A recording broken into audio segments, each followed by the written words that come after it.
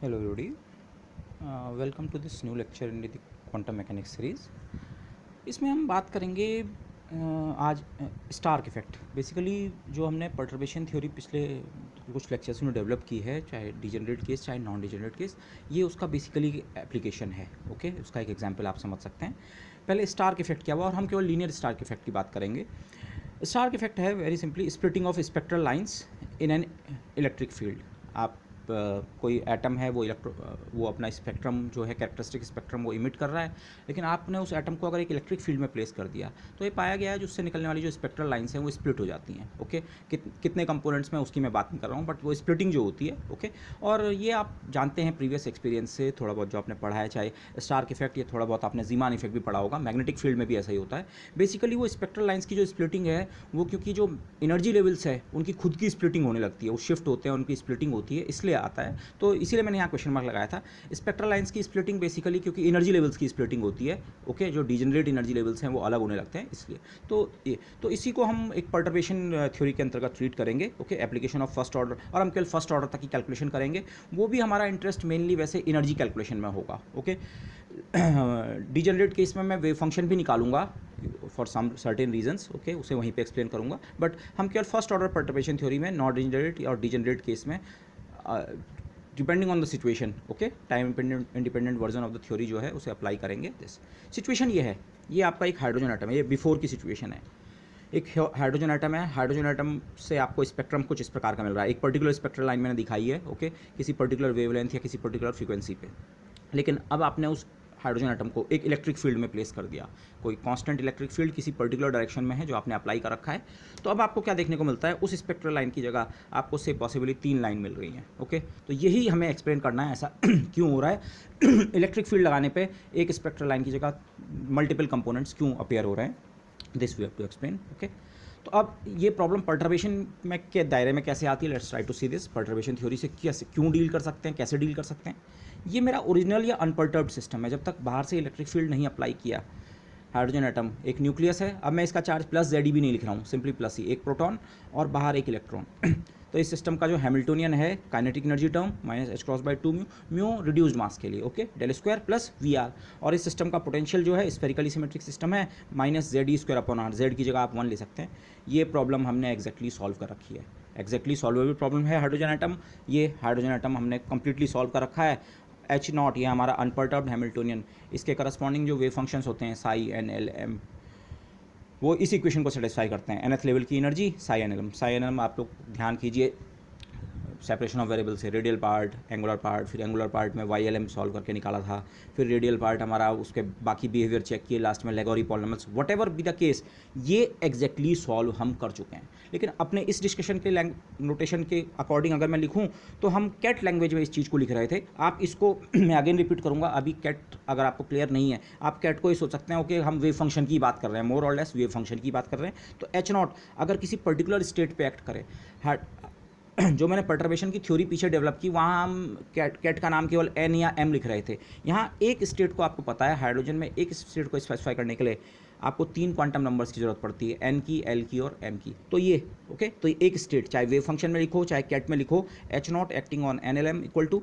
ई n zero. अब perturbation की language में अनपर्टर्ब जो सिस्टम है, अनडिस्टर्ब सिस्टम है, उसका nth एनर्जी लेवल को ई एन नॉट लिखते हैं और एन एल एम, या ये ऐसा ही है जैसे पर्टर्बेशन में की जनरल थ्योरी में मैं ऐसे लिख रहा था, लेकिन अब की बार केवल एन से काम नहीं चलेगा, आपको 3 क्वांटम नंबर स्पेसिफाई करने पड़ेंगे। ओके, दिस, तो ये तो अनपर्टर्ब सिस्टम है। अब ये सिस्टम डिस्टर्ब कैसे हुआ, डिस्टर्ब आप क्वालिटेटिवली देखें। अच्छा, हाइड्रोजन एटम जो था, अब आपने उसको इलेक्ट्रिक फील्ड में भी रख दिया। इलेक्ट्रिक फील्ड में रखने से क्या होता है, इलेक्ट्रिक फील्ड में रखने से वो जो इलेक्ट्रॉन है, जो न्यूक्लियस के अट्रैक्शन के कारण अभी तक केवल ये वाला पोटेंशियल फील कर रहा था, अब वो इस एक्सटर्नल इलेक्ट्रिक फील्ड के असर को भी तो महसूस करेगा। चार्ज पार्टिकल को इलेक्ट्रिक फील्ड में रखा है तो कुछ उस पर इंट्रैक्शन करेगा, तो इसके कारण सिस्टम की जो एनर्जी है वो क्या हो गई है, डिस्टर्ब। हैमिल्टोनियन एनर्जी तो होता है बेसिकली, तो हैमिल्टोनियन अब सिस्टम का चेंज हो गया है। ओके, सो तो हुआ क्या है, अगर हमने इलेक्ट्रिक फील्ड में रखा, और इलेक्ट्रिक फील्ड में फॉर सिंप्लिसिटी ये एज्यूम कर रहा हूँ, इलेक्ट्रिक फील्ड हमारा जेड एक्सिस के अलॉन्ग है। ओके, ये जेड एक्सिस है। अगेन मैं यहाँ पे रिपीट करूँगा, आइडिया ये होता है, हम जिस डायरेक्शन में ये इलेक्ट्रिक फील्ड लगा रहे हैं उसको हम अपनी जेड एक्सिस कह रहे हैं। स्पेस में किसी ने पेंट नहीं कर रखी है कि ये एक्स एक्सिस है, ये वाई एक्सिस है, ये जेड एक्सिस है। तो जहाँ हमने इलेक्ट्रिक फील्ड अप्लाई किया, जिस डायरेक्शन में एक कांस्टेंट इलेक्ट्रिक फील्ड अप्लाई किया, ओके, एक किसी पर्टिकुलर डायरेक्शन में है और उसका मैग्नीट्यूड हर पॉइंट पे कांस्टेंट है, उस डायरेक्शन को हम जेड एक्सिस कह रहे हैं, के यूनिट वेक्टर के साथ रिप्रेजेंट किया, तो हमारा इलेक्ट्रिक फील्ड इस नेचर का है। ओके, तो अब इस सिस्टम के पास थोड़ा एक्स्ट्रा इंटरेक्शन एनर्जी आ जाएगी due to the applied field, वही हमारा एच डैश पर्टर्बेशन हैमिल्टोनियन वही होगा। पर Hamiltonian means again energy, perturbation disturbance के कारण, इस एक्सटर्नल डिस्टर्बेंस के कारण सिस्टम की एनर्जी में जितना चेंज आया वही क्या होगा, पर्टर्बेशन हैमिल्टोनियन। तो वो कैसे कैलकुलेट करेंगे, एच डैश क्लासिकली भी कर सकते हैं आप कैलकुलेट। क्यू चार्ज पार्टिकल को ई इलेक्ट्रिक फील्ड में रखें तो जो फोर्स एक्सपीरियंस करता है F equal to q E, electron का charge minus e, electric field हमारा ई के यूनिट वेक्टर ये है। और फोर्स और पोटेंशियल एनर्जी का जो रिलेशन होता है force is the negative gradient of potential energy, तो यहाँ से ओके माइनस और डेल ये होता है तो वी, तो ऐसा कौन सा वी हम पिक करें कि जब उसका ग्रेडियंट लिया जाए तो ये वाला एक्सप्रेशन बन जाए। तो यू कैन इजीली चेक, अगर v की जगह आप ई जेड लें, z यहाँ पे z कोऑर्डिनेट है क्योंकि x और y के रेस्पेक्ट में पार्शियल डिफरेंशिएशन करके आपको जीरो मिलना चाहिए, क्योंकि इस फोर्स में आपको ना i कंपोनेंट चाहिए ना j कंपोनेंट, तो i और j कंपोनेंट के रेस्पेक्ट के डिफरेंशिएशन क्या होना चाहिए, जीरो। तो आप चेक कर सकते हैं e और e तो कांस्टेंट है, e इलेक्ट्रॉन का चार्ज, कैपिटल E उस इलेक्ट्रिक फील्ड का मैग्नीट्यूड, ये दोनों चीज़ें कांस्टेंट है, इनका तो डिफरेंशिएशन कभी नहीं होगा। z कोऑर्डिनेट का डिफरेंशिएशन x और y के रेस्पेक्ट में जीरो, तो यहाँ से जीरो, और z का डिफरेंशिएशन z के रेस्पेक्ट में आपको 1 देगा लेकिन यूनिट वेक्टर k बच जाएगा। सो ये एक्सप्रेशन आपका बन रहा है। तो ये तो इस सिस्टम की जो पोटेंशियल एनर्जी है एक्सटर्नल इलेक्ट्रोमैग्नेटिक फील्ड के साथ इंटरेक्शन करने के कारण वो इतनी बढ़ गई है। बेसिकली ये पोटेंशियल एनर्जी आपने कैलकुलेट की है इस सिस्टम की due to interaction with the external electromagnetic field. Okay, E z यही हमारा ई डैश होगा। ओके, तो अब इस सिस्टम के अगर आपको टोटल कोई हैमिल्टोनियन लिखने को कहता तो आप ऐसे तो लिखते, अच्छा इलेक्ट्रॉन का काइनेटिक टर्म प्लस इलेक्ट्रॉन का न्यूक्लियस के कूलम्बिक पोटेंशियल के कारण जो टर्म है पोटेंशियल एनर्जी टर्म वो, और इसके अलावा एक्सटर्नल इलेक्ट्रोमैग्नेटिक फील्ड के साथ इंटरेक्शन करने के कारण जो पोटेंशियल एनर्जी टर्म है। तो ये इस सिस्टम का टोटल हैमिल्टोनियन है, इस डिस्टर्ब्ड सिस्टम का। तो इसमें अगर आप ये वाला पार्ट छुपा दें थोड़ी देर के लिए, तो दिस प्लस दिस यही तो है एग्जैक्टली सॉल्वेबल प्रॉब्लम वाला हैमिल्टोनियन एच नॉट, और तब इस पार्ट को हम एच डैश की तरह ट्रीट कर सकते हैं subject to the condition H dash का असर ज़्यादा नहीं हो। क्वालिटेटिवली मैं कहूँ एच डैश एच नॉट के मुकाबले बहुत ज़्यादा ना हो, लेकिन उसकी सही डेफिनेशन ये होगी एच डैश के जो मैट्रिक्स एलिमेंट्स हैं वो इसके ओरिजिनल एनर्जी लेवल्स के मुकाबले बहुत ज़्यादा उनकी वैल्यू ना हो। Okay, but still qualitatively I can say कि अगर ये टर्म इसके मुकाबले स्मॉल है, अब स्मॉल होने का मतलब क्या है, बेसिकली ई तो फिक्स्ड है, जेड कोऑर्डिनेट है, आप कैपिटल ई की बात कर सकते हैं। अप्लाइड इलेक्ट्रोमैग्नेटिक फील्ड अगर बहुत ज़्यादा स्ट्रॉन्ग ना हो तो शायद पर्टर्बेशन थ्योरी से हम रिजल्ट्स निकाल सकते हैं, और हम देखेंगे हाँ ऐसा होता है actually. Let me again repeat, ये जेड या ये जेड जो है ये Z coordinate of the electron है, ठीक है, विद रिस्पेक्ट टू न्यूक्लियस को या सेंटर ऑफ मास को हम आपको हाइड्रोजन एटम में हमने बात की होगी, हम नॉर्मली न्यूक्लियस को सेंटर मान के सीधे सीधे प्रॉब्लम सॉल्व करते हैं, बाद में हम बात करते हैं कंसेप्ट ऑफ रिड्यूस मास की, तो वहाँ पे हम कहते हैं नहीं एक्चुअली न्यूक्लियस और इलेक्ट्रॉन दोनों मोशन कर रहे हैं about their common centre of mass, तो ये वो उस चीज़ का ज़रा ध्यान रखिएगा, ठीक है। डिस्टेंस तो ये वहीं से वहाँ तक की है, आर या जेड जिसकी मैं बात करूँगा ये न्यूक्लियस से लेकर इलेक्ट्रॉन तक की डिस्टेंस है। ओके, सिचुएशन ये है, ये न्यूक्लियस है, यहाँ पर हमने अपना सेंटर ऑफ कोऑर्डिनेट सिस्टम माना, ये इलेक्ट्रॉन घूम रहा है, अगर आप घूमने के टर्म्स में से घूमने की जरूरत नहीं है, मैं क्वांटम मैकेनिक्स में ऑर्बिट के कंसेप्ट की जरूरत नहीं है, इलेक्ट्रॉन किसी समय इस पोजीशन पे है, जिस पोजीशन पे है उसका पोजीशन वेक्टर आर है, तो इसका जो जेड कंपोनेंट है ये है वो जेड कंपोनेंट। ओके, ये ई जेड जो आ रहा है ये इसका जेड कंपोनेंट है। ओके, अच्छा अभी मैं जेड को रिप्लेस कर दूंगा थोड़ी देर बाद विद आर कॉस थीटा। आपको पता है जेड कोऑर्डिनेट आर जो है रेडियल कोऑर्डिनेट से आर कॉस थीटा से रिलेटेड होता है दिस।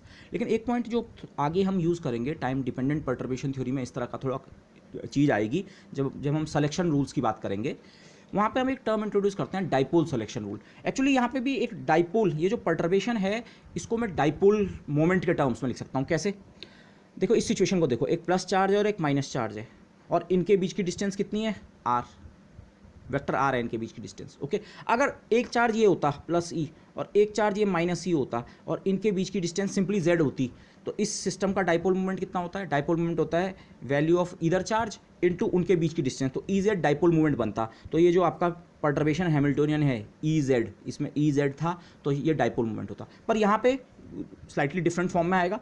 बेसिकली आपका जो वो है पर्टर्बेशन है वो इतना है ई जेड, ये ई जेड को मैं ऐसे लिख सकता हूँ आर का मतलब एक्स आई प्लस वाई जे प्लस जेड के, पर ई में केवल के कंपोनेंट है, तो केवल के कंपोनेंट से डॉट होके बचेगा, तो ई और इसका मैग्नीट्यूड ई बचेगा, और आर का जो केथ कंपोनेंट है, थर्ड डायरेक्शन का कंपोनेंट है, वो है जेड के बराबर, तो ई जेड, तो ये इतने के बराबर है। तो ये जो हमारा पोटेंशियल एनर्जी निकली एक्सटर्नल इंटरेक्शन के कारण, या जो पर्टर्बेशन हैमिल्टोनियन है वो ई आर डॉट ई के बराबर है। ओके, और ई आर, अब आप इस सिचुएशन को देखिए, न्यूक्लियस प्लस ई पे, उसके रेस्पेक्ट में इलेक्ट्रॉन का जो पोजीशन वेक्टर है वो आर है, तो ये डाइपोल मोमेंट ही तो है। मैं यहाँ पे साइन की ध्यान नहीं रख रहा हूँ, प्लस माइनस का आप थोड़ा केयर कर सकते हैं कि डाइपोल मोमेंट की डायरेक्शन कहाँ होती है, मैं उसमें नहीं जा रहा हूँ। ई आर हमारा डाइपोल मोमेंट हो गया, electric dipole moment dot E, तो पी डॉट ई बेसिकली। और ये एक्सप्रेशन आप अगर आपको प्रीवियस क्लासेस से ध्यान हो, ये किसी डाइपोल की इंटरेक्शन एनर्जी तो होती है with the external electric field. एक डाइपोल जिसका डाइपोल मोमेंट पी है, उसको अगर आप एक्सटर्नल इलेक्ट्रिक फील्ड ई में रख दें, तो उसकी जो इंटरेक्शन एनर्जी होती है उसका magnitude p dot E, plus minus sign, you can be careful about that. But ये तो मैं सीधे भी इस एक्सप्रेशन को लिख सकता था, लेकिन हमें फॉर्म यही वाली यूज़ करनी है। लेकिन मैंने इस एक्सप्रेशन में इस फॉर्म में इसे क्यों लाया, बेसिकली ये हमें बता रहा है इस समय जो इंटरेक्शन है वो बेसिकली डाइपोल का एक्सटर्नल इलेक्ट्रिक फील्ड से हो रहा है। ओके, तो interaction of a dipole with the external. बाद में हम जब टाइम डिपेंडेंट पर्टर्बेशन थ्योरी की बात करेंगे, वहाँ पे हम सिलेक्शन रूल्स की बात करते हैं कि कौन सी जंप पॉसिबल है कौन सी नहीं, वहाँ पे भी इस तरह के टर्म्स आते हैं, और वहाँ पे तब उसके करस्पॉन्डिंग के सिलेक्शन रूल को हम डाइपोल सिलेक्शन रूल कहते हैं। ओके, सो दिस, ये वाली जो फॉर्म है, ये फॉर्म को हम बाद में कुछ इस तरह का मतलब पी की फॉर्म में लिखेंगे दिस, तो that will come later. But now resuming, अभी हमें यहाँ से आगे बढ़ना है। अब मुझे एग्जैक्ट सिस्टम पता है और पर्टर्बेशन पता है E Z, so I can proceed. अब लेकिन सिचुएशन क्या है, हम हाइड्रोजन एटम के ग्राउंड स्टेट और फर्स्ट एक्साइटेड स्टेट जो है केवल उसके लिए कैलकुलेशन करेंगे। ओके, हाइड्रोजन एटम के लिए एग्जैक्ट अगर मैं एनर्जी का फॉर्मूला लिखूं, E n not, nth unperturbed level की जो एनर्जी है उसका फॉर्मूला ये होता है -13.6 over n square electron volt. Okay, तो एक एनर्जी केवल n पे डिपेंड करती है, तो ये हमारी लोएस्ट एनर्जी लेवल है, n की जगह 1 रखा आपने, E1 नॉट। ठीक है, और जो वेव फंक्शन है साई एन एम लिखूँ या एन एल एम। अब यहाँ पे एक चीज़ का ध्यान रखिएगा, वैसे जब मैं इनको लिखता हूँ एन एल एम को, मुझे इनके बीच कॉमा लिखना चाहिए, पर जल्दीबाजी में मैं इनके बीच का कॉमा ओमिट कर रहा हूँ। Okay, so be careful about that. तो अगर एन की वैल्यू 1 है, जिसे हम ग्राउंड स्टेट कहते हैं, तो पर्टर्बेशन अप्लाई करने से पहले माना वो एनर्जी लेवल ये था, तो इस n इक्वल टू 1 के करस्पॉन्डिंग एल और एम की चॉइस केवल एक ही हो सकती है, 0 0। तो एक ही स्टेट पॉसिबल है, n इक्वल टू 1 के करस्पॉन्डिंग ग्राउंड स्टेट के करस्पॉन्डिंग केवल एक वेव फंक्शन, एक स्टेट पॉसिबल है, जिसको हम सिंबॉलिकली मैंने ऐसे लिख दिया 1 0 0। ये 1 0 0 हमने ऑब्टेन कर रखा है, हाइड्रोजन एटम जब हमने सॉल्व किया था ये निकाल रखा है। एक्चुअल एक्सप्रेशन याद रखने की जरूरत नहीं है, हम स्टैंडर्ड टेबल से इसका एक्सप्रेशन देख सकते हैं। ओके, उसमें रेडियल वाला पार्ट होगा, रेडियल वाले पार्ट में खुद e to power minus ρ/2 type का एक फैक्टर होगा, फिर उसके अलावा लेगोरी पॉलिनोमियल होंगे, फिर YLM θ φ होगा, वगैरह वगैरह। तो ये दिस इज़ नोन, लेकिन the important point is ground state जो है ये नॉन डीजनरेट है, एक एनर्जी के करस्पॉन्डिंग केवल एक स्टेट है। तो इस वाले पे अगर मैं इसका एनर्जी करेक्शन निकालना चाहूँगा, इसका एनर्जी करेक्शन का मतलब बाद में ये एनर्जी माना E1 पे शिफ्ट हो गई, ठीक है, E1 है पुरानी वाली energy E1 not plus first order का करेक्शन, E1 में फर्स्ट ऑर्डर का करेक्शन। ओके, कोफिशिएंट्स के बारे में केयरफुल रहिए, ये वही नोटेशन है जो हमने पर्टर्बेशन थ्योरी में जनरल यूज़ किया है। E1 नॉट फर्स्ट लेवल की zeroth energy, zeroth level approximation मतलब unperturbed energy, E11 first order correction ground state की एनर्जी में। ओके, इन दोनों को ऐड किया तो ये आपका नया एनर्जी, ये एनर्जी माना शिफ्ट होकर यहाँ पहुँच गई, तो आपको ये कंप्यूट करना है, फर्स्ट ऑर्डर करेक्शन जिसे हम कहते हैं, ये कंप्यूट करना है। लेकिन ग्राउंड स्टेट के लिए इंपॉर्टेंट पॉइंट ये है, ग्राउंड स्टेट है नॉन डीजनरेट, एक एनर्जी के लिए एक वेव फंक्शन, एक स्टेट, तो आप सीधे सीधे नॉन डीजनरेट वाला जो रिजल्ट है उसे यूज़ कर सकते हैं। हम यहाँ पे केवल एनर्जी कैलकुलेशन कर रहे हैं तो हमारा काम और भी आसान हो जाता है। तो ग्राउंड स्टेट जो है E10, उसकी एनर्जी में कितना करेक्शन होने वाला है, this state is non degenerate, केवल ये एक वेव फंक्शन है करस्पॉन्डिंग, या वेव फंक्शन लैंग्वेज में ये। ओके, फर्स्ट ऑर्डर तक आपको पता है, फर्स्ट ऑर्डर का जो एनर्जी करेक्शन होता है सिंपली H-NN, कई बार मैंने कहा है, दी expectation value of the perturbation Hamiltonian in the nth unperturbed state. अब जिस स्टेट की आप एनर्जी का कैलकुलेशन कर रहे हैं, करेक्शन का कैलकुलेशन कर रहे हैं, फर्स्ट ऑर्डर में वो एनर्जी का करेक्शन सिंपली H-NN के बराबर होता है। H-NN का प्रॉपर मतलब ये है, H- को nth वाली अनपर्टर्ब्ड स्टेट्स के बीच स्क्वीज करो, N0 और N0 के बीच। यहाँ पे हम n = 1 ग्राउंड स्टेट के लिए करेक्शन ढूंढ रहे हैं, E11 ढूंढ रहे हैं, तो n की जगह 1 रखें तो n की जगह 1 रखने का मतलब अगेन अगर मैं नॉर्मल परटर्बेशन थ्योरी के नोटेशन में होता तो मैं बोलता 1-0, और 1-0 का मतलब यहाँ पे ये वाली स्टेट है, अनपर्टर्ब्ड वाली जो स्टेट है उसका वेव फंक्शन इस से लिखा जाता है 3 क्वांटम नंबर से, एक से नहीं, तो सिंबॉलिकली ऐसे लिखा। लेकिन बाद में जो n0 से हमारा मतलब है जिस स्टेट का करेक्शन आप ढूंढ रहे हैं अनपर्टर्ब्ड स्टेट में उसका वेव फंक्शन क्या था, तो अनपर्टर्ब्ड स्टेट में उसका वेव फंक्शन ये था। ओके, तो ये सिंपली मुझे ये इवेल्युएट करना है, ये कितना ये एनर्जी लेवल शिफ्ट हो गया है, ये करेक्शन कैलकुलेट करने के लिए मुझे केवल ये कैलकुलेट करना है। और ये अब जब कैलकुलेट करने की बारी आती है तो आप क्लियरली सोच सकते हैं ये एक शॉर्ट हैंड था, मुझे ये वाला इवैल्यूएशन करना है। फर्स्ट लेवल की एनर्जी का करेक्शन फर्स्ट ऑर्डर तक बराबर इंटीग्रल, इसका मतलब है साई 100 स्टेट का स्टार एच डैश जो कि ई जेड के बराबर है, और 100 कैट का मतलब साई 100 डी टाउ। ये इंटीग्रल इवैल्यूएट कीजिए पूरे स्पेस के ऊपर, जितनी इसकी वैल्यू आएगी वही हमारा फर्स्ट ऑर्डर का एनर्जी करेक्शन होगा ग्राउंड स्टेट की एनर्जी के लिए। ओके, हाइड्रोजन के लिए जो ग्राउंड स्टेट का वेव फंक्शन है, आप टेबल से मैंने सीधे देखा, वो कुछ इस प्रकार का है। अपार्ट फ्रॉम सम कॉन्स्टेंट्स जो कि नॉर्मलाइजेशन कॉन्स्टेंट्स हैं, e⁻⁻r/a0, कोऑर्डिनेट डिपेंडेंस जो है r या थीटा या फाई की डिपेंडेंस जो है ग्राउंड स्टेट के वेव फंक्शन में केवल इस एक्सपोनेंशियल में होती है, बाकी ना और ना कहीं r डिपेंडेंस होती है, ना थीटा डिपेंडेंस होती है, ना फाई डिपेंडेंस होती है। अगर मैं रेडियल इक्वेशन के टर्म्स में बोलूँ, ये वाला फैक्टर बेसिकली e⁻ρ/2 वाले फैक्टर से आता है। बाकी लेगोरी पॉलिनॉमियल का कंट्रीब्यूशन यहाँ पे कांस्टेंट्स के जैसा होता है, और YLM theta phi spherical harmonics का कंट्रीब्यूशन भी क्या होता है, कांस्टेंट्स। तो सारे कांस्टेंट्स यहाँ हैं, तो कोऑर्डिनेट डिपेंडेंस केवल यहाँ है। और यहाँ पे जो मैंने A0 लिखा है ये है h×μ², फर्स्ट बोर रेडियस जिसे हम कहते हैं, ठीक है दिस। तो ये, तो अगर मैं ये वैल्यूज़ रख दूँ, साई क्योंकि रियल है, ओके, और पूरा का पूरा रियल है, इसका ये एन पार्ट भी रियल होता है, तो अगर मैं इसका स्क्वायर करूँ, बेसिकली स्क्वायर हो रहा है क्योंकि स्टार लेने से कोई फ़र्क नहीं पड़ेगा। तो साई की आपने वैल्यू रखी n², साई ये फैक्टर 2 बार आया, तो e⁻²r/a0 EEZ EEZ की जगह EE, और Z होता है r cos थीटा। हम सारी कैलकुलेशन स्फेरिकल पोलर में करेंगे, तो जो Z हमारा कोऑर्डिनेट था उसको भी मैंने r cos थीटा से रिप्लेस कर दिया, और वॉल्यूम एलिमेंट स्फेरिकल पोलर में होता है r² sin theta dr d theta d phi.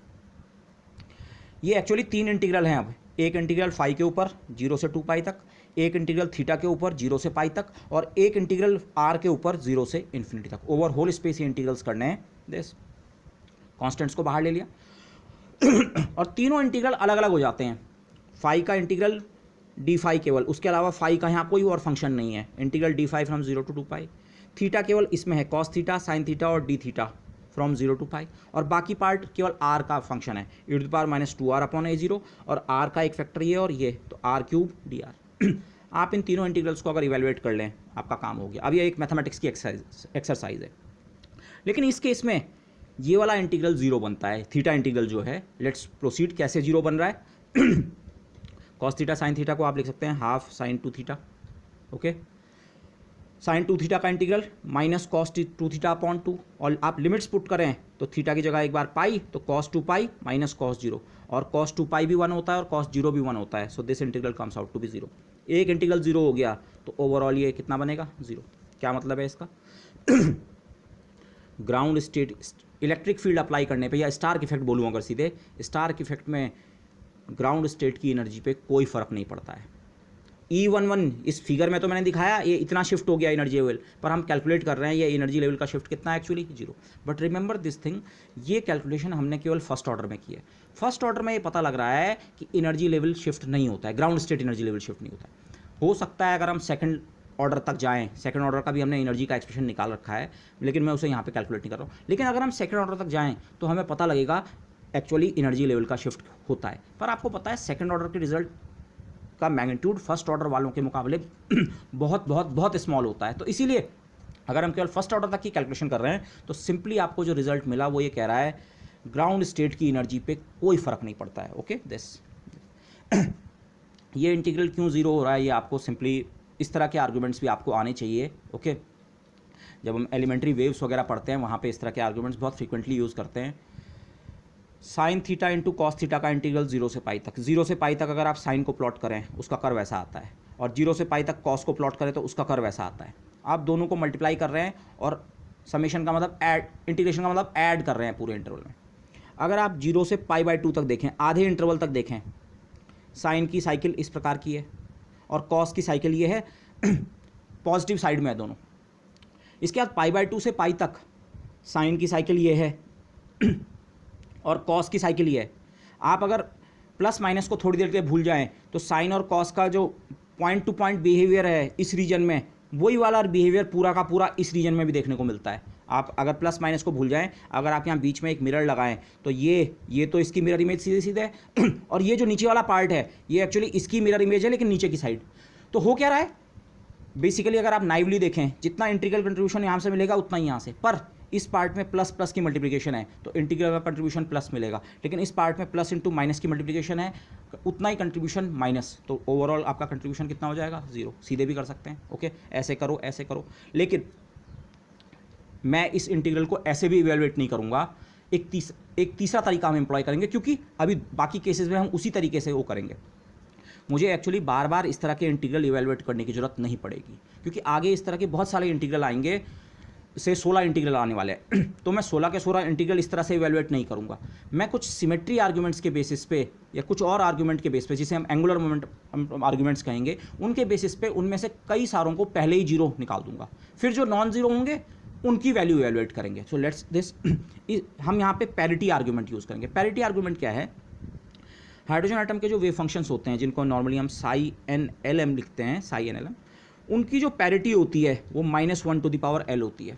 L की जो एल क्वांटम नंबर की जो वैल्यू है उसको आप -1 पावर एल कर दें तो ये उसकी पैरिटी है। पैरिटी का मतलब होता है बिहेवियर अंडर रिफ्लेक्शन, रिफ्लेक्शन के अंडर किसी चीज़ का बिहेवियर कैसा है। अगर उसका बिहेवियर ऐसा है कि psi -x is equal to psi x, x की जगह -x रख के कोई फ़र्क नहीं पड़ा वन डायमेंशनल केस में, तो आप उसे कहते हैं ये इवन फंक्शन है। और साई -x है इक्वल टू साई एक्स, तो आप कहते हैं ऑड फंक्शन है। ऐसे ही 3 डायमेंशन में इसका काउंटर पार्ट हो जाता है, x की जगह -x, y की जगह -y, z की जगह -z रख के, अगर किसी चीज़ पे कोई फ़र्क नहीं पड़ रहा है, वैल्यू सेम है, तो वो इवन फंक्शन है। और अगर ओवरऑल एक माइनस साइन आ गया तो वो क्या है, ऑड फंक्शन। इसी को हम पैरिटी कहते हैं। तो हाइड्रोजन एटम के जो वेव फंक्शंस हैं उनकी पैरिटी सिंपली ये फैक्टर होती है -1 पावर एल। तो अभी हम ग्राउंड स्टेट की बात कर रहे हैं 1 0 0, एल की वैल्यू है 0, NLM 1 0 0, एल की वैल्यू 0। तो जो इस समय हमारा जो वेव फंक्शन है साई 1 0 0 या उसका स्टार, उसकी पैरिटी -1 पावर 0 जो कि +1। मतलब ये मैं क्यों कर रहा हूँ, मुझे बेसिकली ये इंटीग्रल इवेलुएट करना है। ये जो बीच में H डैश है, हम इसकी पैरिटी की भी बात करेंगे और इनकी पैरिटी और इनकी पैरिटी की बात करेंगे, ओके। H डैश जो है वो है EEZ, पैरिटी का मतलब स्पेस इन्वर्जन, x की जगह -x, y की जगह -y, z की जगह -z। ये पार्ट्स पे कोई फ़र्क नहीं पड़ेगा, लेकिन z की जगह -z आएगा। तो मतलब पैरिटी ऑपरेशन करने पे हैमिल्टोनियन अपना साइन चेंज करता है। हैमिल्टोनियन साइन चेंज करता है, हैमिल्टोनियन नहीं, पर्टर्बेशन हैमिल्टोनियन साइन चेंज करता है। इसका मतलब पर्टर्बेशन हैमिल्टोनियन की पैरिटी क्या है, ऑड। तो अब सिचुएशन क्या है, इसकी पैरिटी इवन है, इसकी पैरिटी इवन है। यहाँ पे हम एक दूसरा शब्द अब इंट्रोड्यूस करते हैं जिसे हम कहेंगे रिलेटिव पैरिटी। आगे हम देखेंगे हमारे पास जनरल इंटीग्रल इस तरह के आएंगे, H डैश के एक तरफ एक वेव फंक्शन, दूसरी तरफ दूसरा वेव फंक्शन। इस केस में तो दोनों तरफ एक ही वेव फंक्शन था, साई 1 0 0 और यहाँ साई 1 1 0 0 का स्टार। तो जितनी पैरिटी इसकी थी उतनी पैरिटी इसकी। लेकिन अब मैं जनरल आपको आर्ग्यूमेंट दे रहा हूँ ये दो जो वेव फंक्शंस हैं जिनके बीच में H डैश को हमने स्क्वीज़ कर रखा है, ठीक है। इस इंटीग्रल के नॉन ज़ीरो होने के लिए ज़रूरी है कि इनकी रिलेटिव पैरिटी ऑड होनी चाहिए। रिलेटिव पैरिटी का मतलब क्या है, अगर एक इवन है तो दूसरा ऑड होना चाहिए। कोई सा भी एक इवन और दूसरा ऑड हो सकता है, क्योंकि अगर दोनों इवन होंगे, आप इसको नॉर्मल मैथमेटिक्स में सोचिए, इवन और इवन, दो नंबर्स इवन है तो इवन में से इवन को सब्ट्रैक्ट करें तो फिर से इवन नंबर मिलता है, इवन इवन। अगर दोनों इवन होंगे तो रिलेटिव पैरिटी क्या होगी, इवन। अगर दोनों ऑड होंगे, ऑड नंबर में से ऑड नंबर भी घटाएं तो भी इवन नंबर मिलता है। अगर दो नंबर्स ऑड हैं, से एक नंबर 1 है और एक नंबर 3 है, आप इनका डिफरेंस देखें, केवल डिफरेंस की बात कर रहा हूँ, प्लस माइनस की नहीं, इनका डिफरेंस कितना होता है, 2, वो इवन नंबर होता है। अगर साई 1 और साई 2 ऐसे हैं, स्टार यहाँ पे इंपॉर्टेंट नहीं है, साई 1 और साई 2 ऐसे हैं, दोनों की पैरिटी इवन है, तभी भी हम कहेंगे इनकी रिलेटिव पैरिटी इवन है। अगर दोनों ऑड हैं तभी भी इनकी रिलेटिव पैरिटी क्या होगी, इवन ही होगी। लेकिन अगर कोई एक इवन और एक ऑड है तब रिलेटिव पैरिटी क्या होगी, ऑड। तो अब मैं ये कह रहा हूँ इस इंटीग्रल के सर्वाइव करने का तरीका केवल यही है कि रिलेटिव पैरिटी ऑड होनी चाहिए। उसका रीज़न क्या है, H डैश की पैरिटी हम देख चुके हैं अपने आप में ऑड है, ये बीच वाले पार्ट की पैरिटी ऑड है। अगर इन दोनों की रिलेटिव पैरिटी ऑड होगी तो ओवरऑल इस इंटीग्रल की पैरिटी इवन बनेगी। इस इंटीग्रल के सर्वाइव के लिए होने के लिए ज़रूरी है, नॉन ज़ीरो होने के लिए ज़रूरी है कि ओवरऑल जो इंटीग्रैंड है, जिस चीज़ को आप इंटीग्रेट कर रहे हैं, उसकी पैरिटी इवन हो। इस पूरे की पैरिटी इवन होनी है। एच डैश की पैरिटी अपने आप में ऑड है, एच डैश की पैरिटी ऑड है, तो इसका मतलब इंटीग्रल सर्वाइव करने के लिए साई वन स्टार और साई टू को इस तरह से मिलकर बिहेव करना है कि उनकी रिलेटिव पैरिटी क्या बने, ऑड। रिलेटिवली एक इवन हो तो दूसरा ऑड हो, बस सिंपली। तो ये आर्ग्यूमेंट हम यहाँ पे यूज़ करेंगे। तो इस पर्टिकुलर केस में अगर मैं सीधे सीधे यहाँ पे इस आर्ग्यूमेंट को इस्तेमाल करूँ, इस वाले की पैरिटी -1/0 इवन और इस वाले की पैरिटी भी -1/0 इवन, इवन इवन जो साइड वाले दो चीज़ें हैं उनकी पैरिटी इवन है, तो रिलेटिव पैरिटी भी कैसी है, इवन।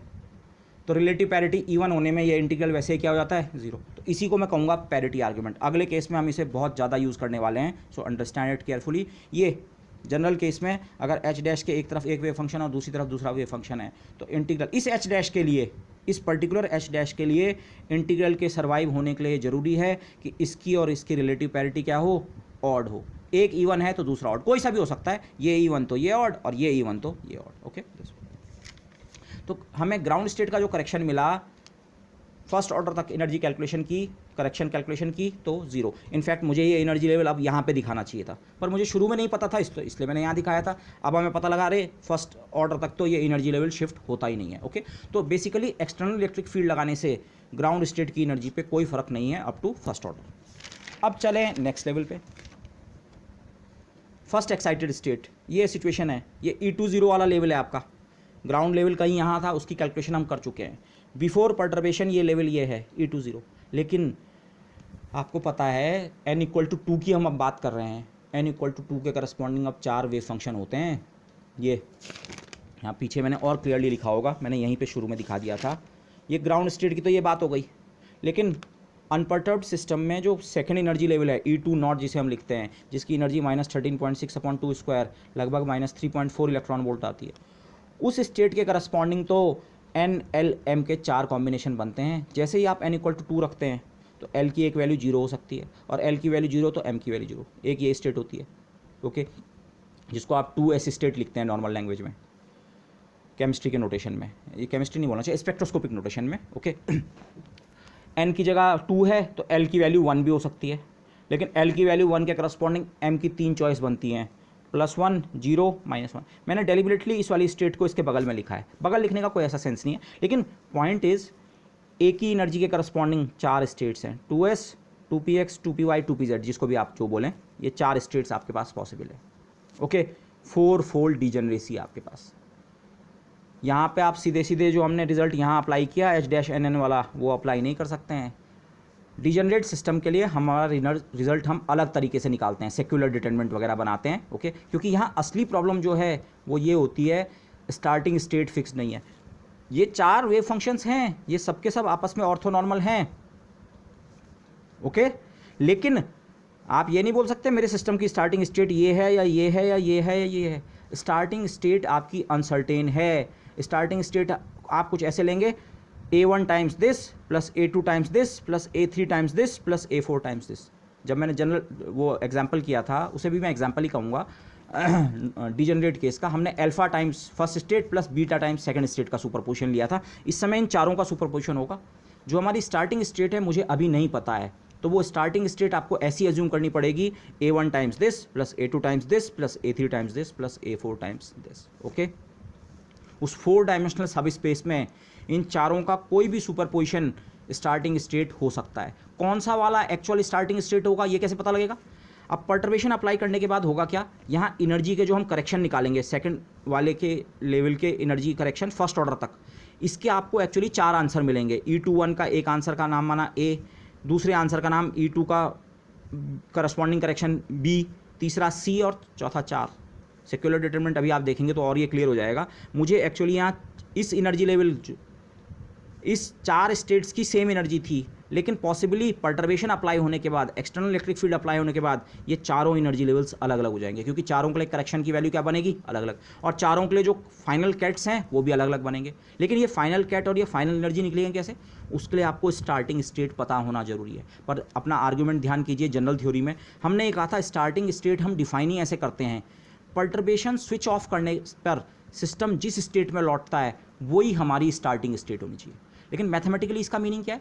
मैथमेटिकली इसका मीनिंग ये है, आप स्टार्टिंग स्टेट का वो वाला कॉम्बिनेशन लेंगे जिससे हमारे जो फाइनल आंसर्स हैं वो वेल बिहेव्ड हों, वो इन्फिनिटी टाइप के ना बने, डाइवर्जेंट ना बने, वेल बिहेव्ड। ओके, तो जो आपका चाहे एनर्जी का करेक्शन है चाहे कैट का करेक्शन है वो फाइनाइट टाइप के होने चाहिए। ओके, तो so let's go about this. तो अब ये जो फर्स्ट एक्साइटेड स्टेट जिसे हम कहते हैं, ये 4-फोल्ड डीजनरेट है। तो पॉसिबली शायद ऐसा होगा, शायद मुझे 4 करेक्शंस की वैल्यू मिलेगी। अब ये आंसर मैथमेटिक्स बताएगी, लेकिन मैं ये होप कर सकता हूँ, अच्छा पहले 4 स्टेट्स की सेम एनर्जी थी और पर्टर्बेशन अप्लाई करने पे सबकी एनर्जी का करेक्शन अलग अलग आएगा। ओके, तो हमें 4 अलग अलग नई एनर्जी वैल्यूज़ मिल जाएंगी। Single level has been split into 4 different energy levels. अच्छा, तो इसको मैं यहाँ से पढ़ लेता हूँ। फर्स्ट एक्साइटेड स्टेट जो है, दिस स्टेट इज़ 4-फोल्ड डिजनरेट। ओके, और इन स्टेट्स को मैं, हाँ, अब आगे बार बार इतना लिखने के लिए कि 200, 210, 211, 21-1 लिखने से बचने के लिए मैं इसको सिंपली स्टेट नंबर 1 लेबल कर देता हूँ, इसको स्टेट नंबर 2, इसको स्टेट नंबर 3, इसको स्टेट नंबर 4। ये एक शॉर्ट हैंड है, आप ना यूज़ करना चाहें आप ये यूज़ कर सकते हैं, बट दिस विल हेल्प मी।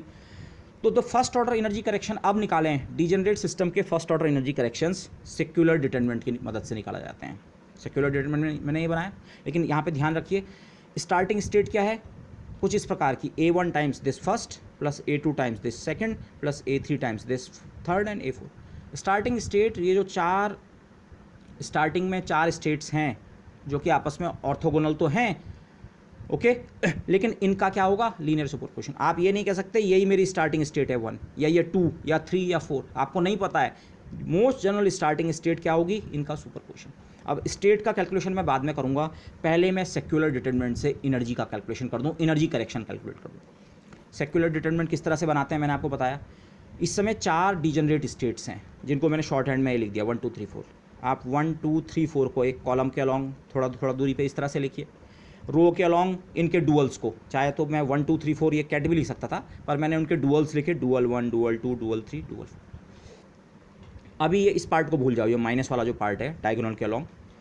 सबसे पहला जो एलिमेंट है एच डैश को आप इस 1 और इस 1 के बीच स्क्वीज़ करो, मतलब matrix element of perturbation Hamiltonian between first and first state, जिसे हम एच डैश 1 1 लिखते हैं।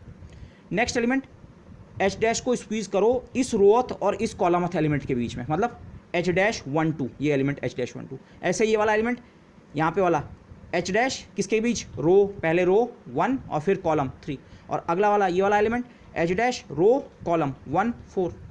ये सब आपको पता है। एच डैश, जैसे एच डैश 1 1 का मतलब क्या है, मैं अगेन रिपीट करूँगा, एच डैश को फर्स्ट और फर्स्ट वाले कैट और उसके डुअल के बीच में स्क्वीज़ किया। अगेन 1 हमारा शॉर्ट हैंड है, 1 किसके लिए शॉर्ट हैंड है, 200 स्टेट के लिए, ये इसका मतलब ये है, और इसका मतलब इंटीग्रल लैंग्वेज में ये होता है। अच्छा, एच डैश जो कि EZ के बराबर है 200 हाइड्रोजन की 200 वाला जो वेव फंक्शन है टेबल से वो देखो, 200 का कॉम्प्लेक्स कॉन्जुगेट, ये सब वैल्यू ये टेबल से देखी। एच डैश हमें पता है EZ या ER cos थीटा, इस इंटीग्रल को किसी तरह से इवेलुएट करो। इसी तरह से हर एक ये जो एच डैश का फैक्टर है, मैट्रिक्स एलिमेंट है, ये हम इवेलुएट कर सकते हैं। ओके, जैसे ये पर्टिकुलर एलिमेंट देखें, एच डैश किस और किसके बीच, थर्ड और सेकंड के बीच, H dash 3 2, okay, and so on. तो ये करके किया, लेकिन सिक्युलर डिटरमिनेंट में बेसिकली हम आइगन वैल्यूज़ निकाल रहे होते हैं।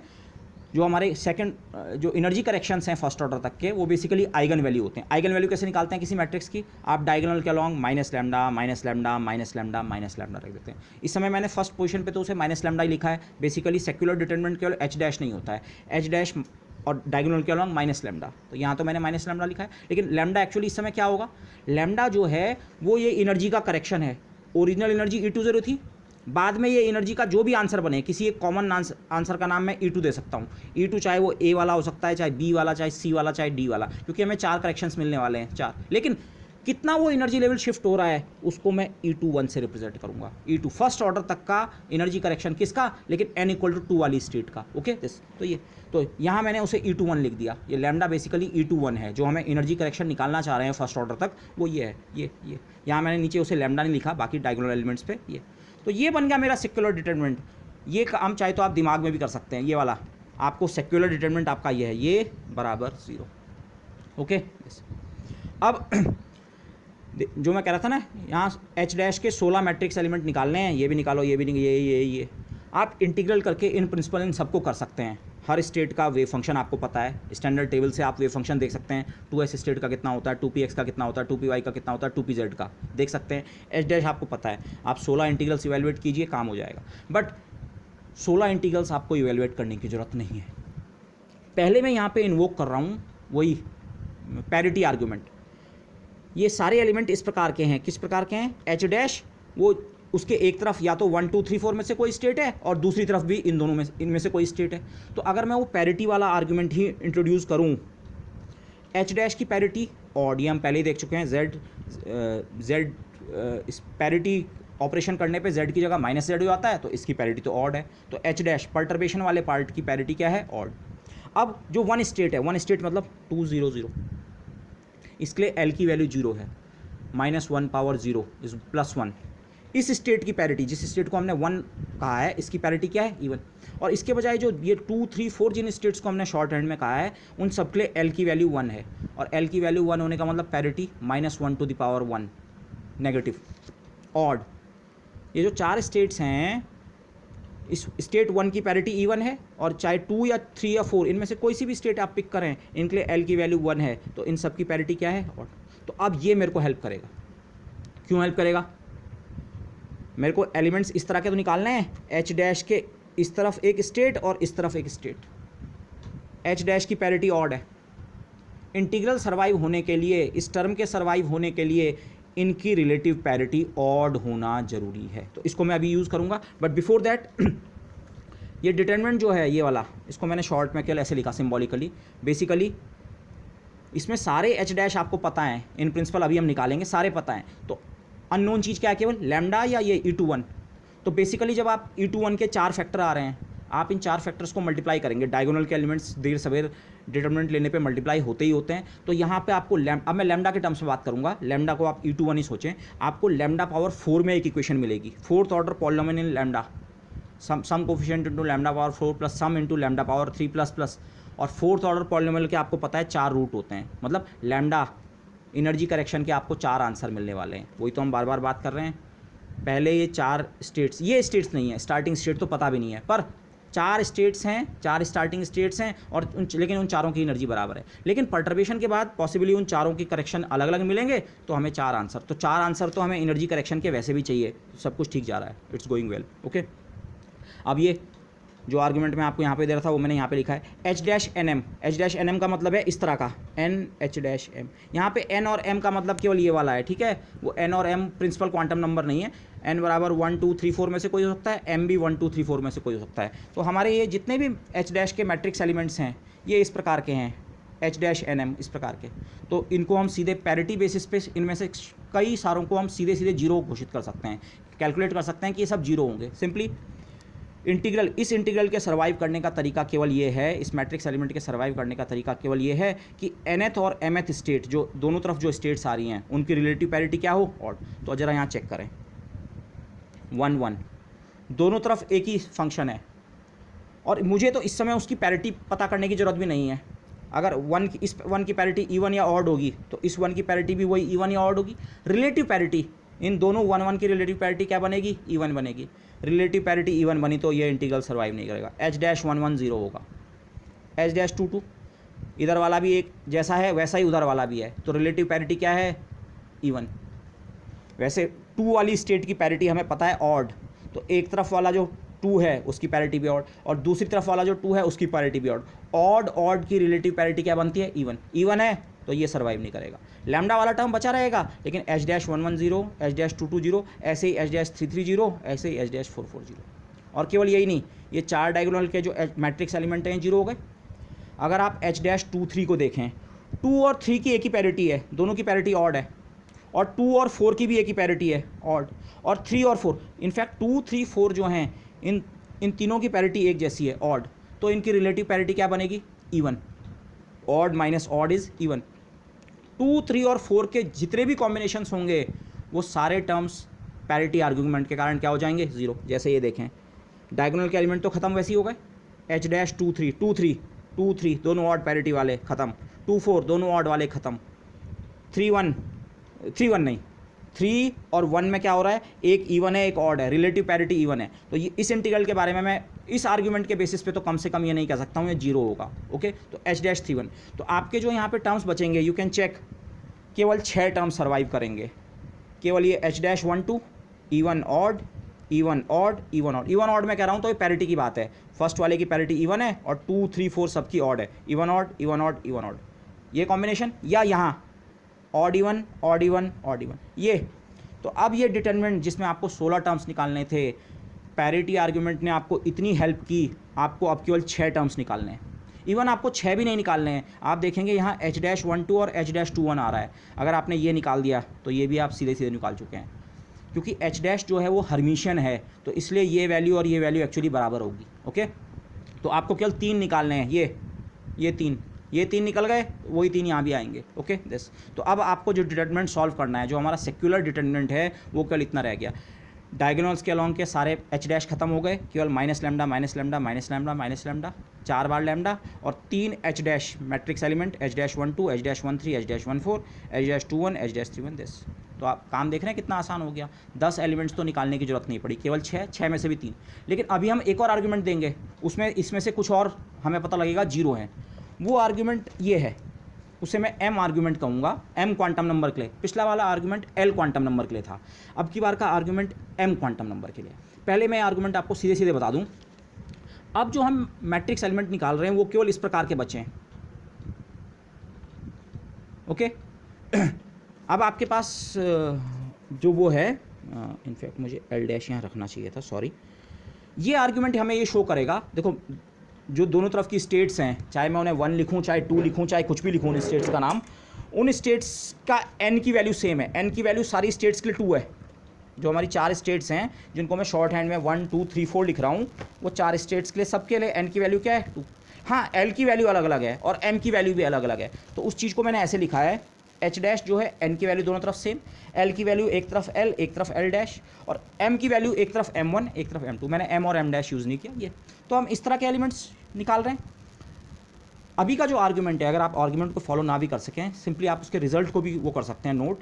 रिजल्ट ये है, अगर m1 बराबर m2 नहीं होगा, दोनों तरफ की स्टेट्स का m क्वांटम नंबर सेम नहीं होगा, तभी भी इस तरह का इंटीग्रल जो है, इस तरह का मैट्रिक्स एलिमेंट 0 बनेगा। अब एक्चुअली इसका आर्ग्यूमेंट भी बहुत सिंपल है, कोई टफ नहीं है। h' हमारा है EEZ के बराबर। अगर मैं LZ ऑपरेटर बनाऊँ, LZ ऑपरेटर मतलब एंगुलर मोमेंटम का z कंपोनेंट, वो सिंपली होता है XPY माइनस YPX। नॉर्मली मैं पीछे ऑपरेटर्स के ऊपर हैट लगा रहा था, लेकिन अब हमने हैट लिखना ओमिट ही कर दिया है। ओके, हैट्स नहीं है। बट अगर मैं h' और LZ का कम्यूटेटर बनाऊँ, just for fun, let's say h' इतना है, LZ इतना है, आप चेक कर सकते हैं ये कम्यूटेटर 0 बनेगा। E और E तो कांस्टेंट है, कम्यूटेटर से बाहर आएंगे। Z का कम्यूटेटर इन सब के साथ बनेगा बारी बारी से, आप डिस्ट्रीब्यूटिव लॉ को प्रॉपर्ली अप्लाई करेंगे, लेकिन फाइनली आपका एक Z का कम्यूटेटर X से बनेगा, वो भी 0 होता है। Z का कम्यूटेटर PY से बनेगा, वो भी 0 होता है। Z का कम्यूटेटर Y के साथ भी 0, Z का कम्यूटेटर PX के साथ भी 0। फंडामेंटल कम्यूटेटर्स याद कीजिए पोजीशन और मोमेंटम के। अगर कम्यूटेटर सर्वाइव करना होता तो Z का PZ के साथ सर्वाइव करता, लेकिन PZ तो यहाँ है ही नहीं, तो इसीलिए ये कम्यूटेटर कितना बना, 0।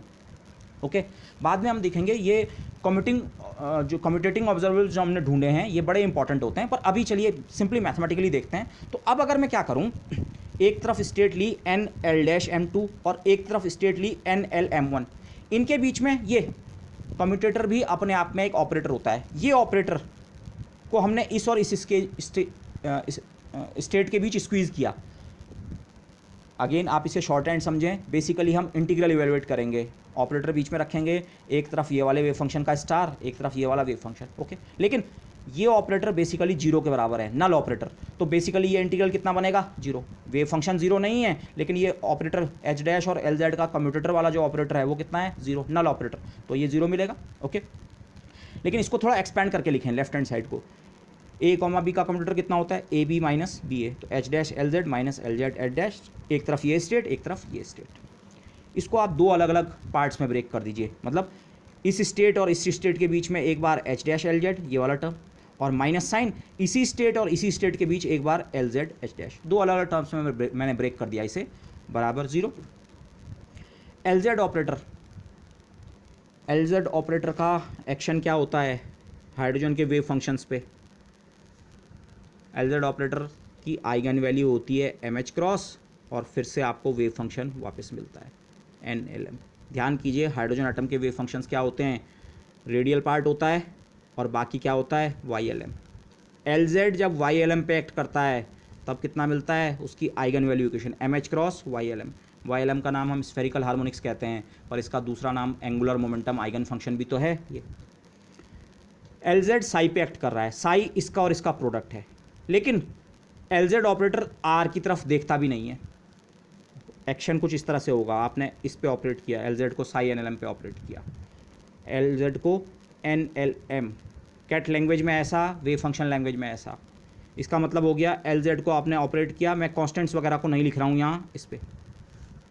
LZ ऑपरेटर का जो स्फेरिकल पोलर में रिप्रेजेंटेशन होता है minus iota H cross del by del phi, मतलब डिफ्रेंशिएशन केवल किसके रेस्पेक्ट में, फाई के रेस्पेक्ट में, इसके अंदर कहीं फाई नहीं होता है, तो ये ऑपरेटर इस पे एक्ट नहीं करेगा, RNL बाहर आ गया। LZ ऑपरेटर जब स्फेरिकल हार्मोनिक्स पे एक्ट करता है तो आइगन वैल्यू इक्वेशन देता है MH cross times YLM, radial into angular part मिलके फिर से आपका total wave function psi NLM multiplied by MH cross. Hydrogen atom के वेव फंक्शंस के साथ LZ एक आइगन वैल्यू इक्वेशन यील्ड करता है और आइगन वैल्यू कितनी होती है, M की वैल्यू इंटू H क्रॉस। ये LZ ऑपरेटर यहाँ पे लाने का कारण ही यही था।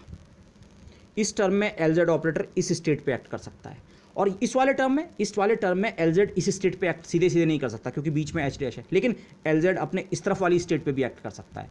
तो दोनों तरफ अगर आप आइगन वैल्यू रिलेशन कि LZ किसी पर्टिकुलर स्टेट पे एक्ट करता है तो कितना देता है MH क्रॉस, तो यहाँ LZ जब इस स्टेट पे एक्ट करेगा तो आपको मिलेगा M2H क्रॉस टाइम्स ये स्टेट वापस। LZ साई पे एक्ट करता है, साई वापस मिलता है मल्टीप्लाइड बाई MH क्रॉस, तो LZ इस कैट पे एक्ट करेगा, ये कैट वापस मल्टीप्लाइड बाई M2H क्रॉस, क्योंकि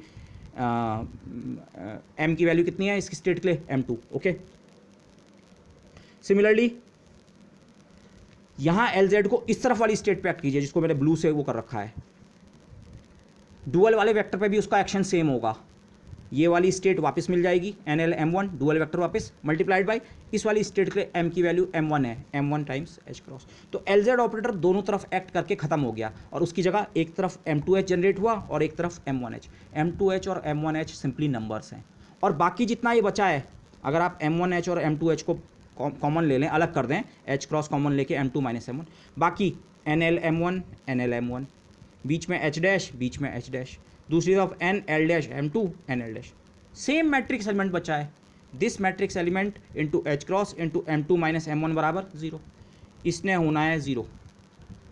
अगर M1 M2 के बराबर नहीं है तो यहाँ से तो 0 आ नहीं सकता, तो उसका मतलब उस केस में 0 कहाँ से आ रहा होगा, यहाँ से।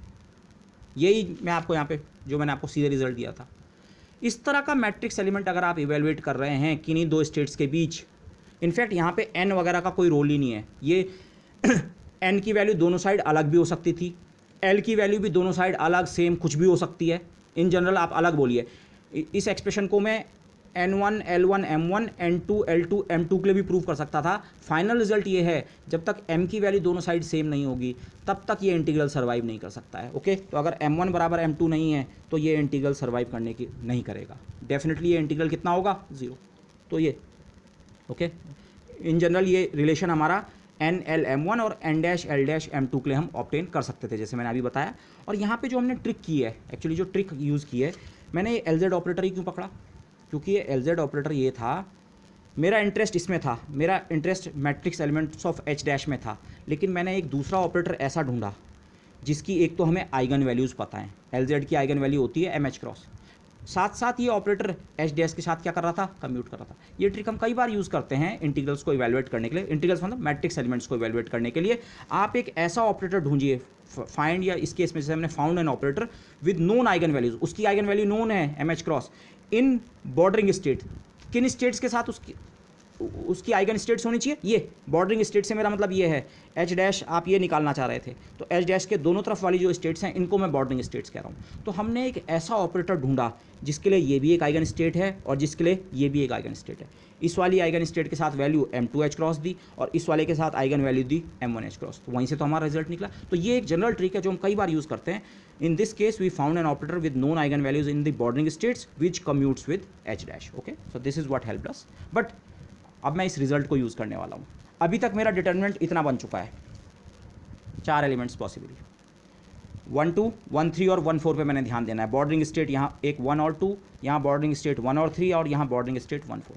हमारे आर्ग्यूमेंट ने ये बताया अगर m की वैल्यू इन स्टेट्स में सेम नहीं होगी तो इंटीग्रल हो जाएगा 0। ऐसा ही यहाँ भी, यहाँ 2 1 3 1 1। यहाँ देखते हैं 1 2, ये एक 1 2 एलिमेंट है, m की वैल्यू 0, m की वैल्यू 0। हाँ, इन दोनों में m की वैल्यू सेम है, तो ये वाला तो हमारे m आर्ग्यूमेंट से ये इंटीग्रल 0 नहीं होगा। कौन सा वाला? 1 और 2 वाला। लेकिन 1 और 3 वाला देखो, 1 और 3 m की वैल्यू एक जगह 0 एक जगह +1, m की वैल्यू अलग अलग है, h डैश 1 3 0 होगा। ऐसे ही h डैश 3 1 भी 0 होगा। m की वैल्यू सेम नहीं है, चाहे 1 3 निकालो चाहे 3 1 वाला h dash 0। h dash 1 4 m की वैल्यू 0, m की वैल्यू -1, m की वैल्यू सेम नहीं है, मैट्रिक्स एलिमेंट ने वैनिश करना ही करना है। तो एकमात्र जो मैट्रिक्स एलिमेंट आप सर्वाइव करने वाला है, आप देख सकते हैं m की वैल्यूज़ क्या क्या है, 0 0 +1 -1।